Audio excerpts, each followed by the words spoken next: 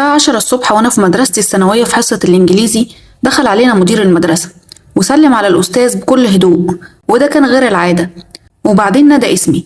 ما كنتش من الطلبة اللي دايما بتتردد على مكتب المدير للعقاب، كنت دايما هادي وفي حالي، وحتى ما كانش ليا أصحاب كتير عشان ألعب معاهم، ولا حتى كنت من الطلبة المتفوقين اللي ممكن يروحوا المكتب المدير للمكافأة. المهم قمت من مكاني ببطء وخوف وقلت له أنا. قال لي تعالى يا حبيبي. كنت أول مرة أسمعه يقول لطالب كلمة كويسة، فرحت له ومسك إيدي ومشي بيا. كانت إيده باردة وفيها رعشة، وكان ماشي ووشه في الأرض، غير مهتم بالطلاب والأساتذة على غير عادته.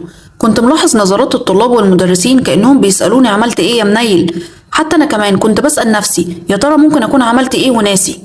وصلنا أخيرا لمكتب المدير، كان موجود 2 رجالة شكلهم غريب وهيئتهم كمان كانت غريبة.